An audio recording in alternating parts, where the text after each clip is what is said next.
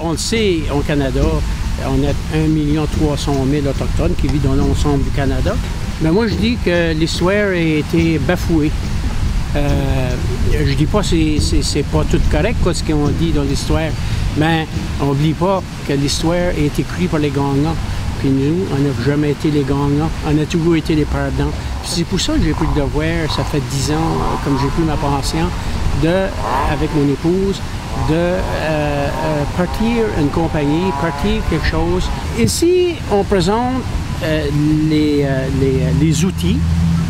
La pierre ici, le plus près que vous allez trouver cette pierre ici, ça va être peut-être de Tesford Mines, où il y a des grosses mines de savon, de pierre de savon. Mais vous allez trouver aussi le silex, où tu vas trouver le Endymion, OK? C'est sûr, avec ça, on faisait nos outils, on faisait les couteaux. Et si tu vois la nation Inuit, on avait le couteau fait en pierre, qu'on appelle le houlou. Ça vous dégraisser les peaux. Puis, la version du pierre à l'os est faite avec la omoplate pour dégraisser les peaux avec l'omoplate du beluga, la petite baleine que les autres, les Inuits, faisaient, ce qu'on appelle, ils mangeaient.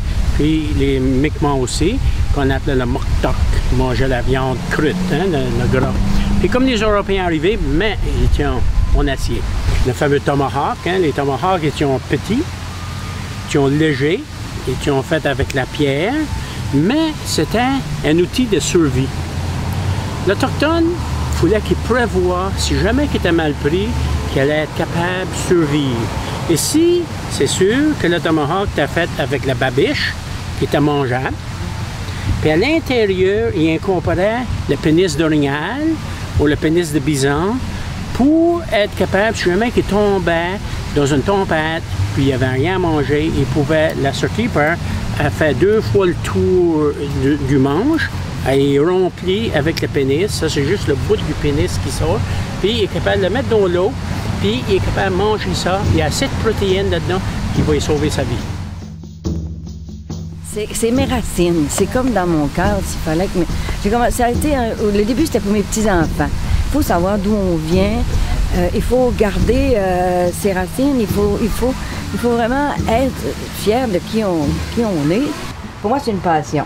Et c'est ce que j'enseigne aussi beaucoup. Hein. Dans les écoles, j'enseigne ça.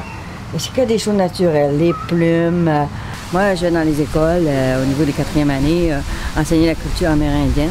C'est au programme des jeunes dans les classes. Donc, ça fait partie aussi d'une partie de mon travail, de faire connaître la culture amérindienne. Cette culture-là, elle est saine, elle est écologique. Et le monde a besoin de revenir à cette nature, c'est d'une simplicité. C'est simple, c'est naturel. Mais on dit comment dire que c'est apprendre à tailler des pointes de flèche. C'est comme apprendre à marcher de nouveau après un accident. Il faut vraiment que tu recules longtemps et être manuel avec les mains, puis tu veux apprendre. La plus importante qualité, c'est le désir d'apprendre. Là, déjà, il décolle les petits morceaux. C'est vraiment un petit morceau à la fois, puis il faut vraiment que tu es focusé complètement. L'obsidienne, le vide volcanique, vient de loin. Il a été transporté ici par les manières de truck ou trade, comme ci ou comme ça longtemps passé. C'était vraiment surprenant comment que le boss de truck allait assez loin, et le matériel. Aujourd'hui, c'est vite. Couteau primitif, silex de Texas, l'os et l'os du genou de la patte en arrière de l'orignal. Ici. Seulement le bon Dieu peut faire un morceau comme ceci.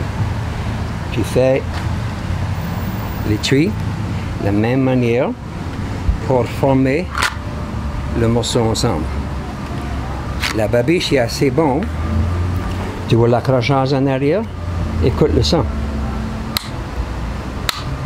C'est du matériel en vie, c'est faux ça. Je suis un ancien trappeur. En ce temps, on ne trappe plus. Mais si on prend un castor aujourd'hui, je fais encore, je le fais tanner la peau, je mange le castor, je prends un 2 mâchoires, et je fais des couteaux avec, et je prends la queue de castor pour faire l'étui, tout l'ensemble, la vraie magique qui va ensemble. Sans que tu l'as à la main, t'as presque les frissons. T'as pas ça sur l'Internet.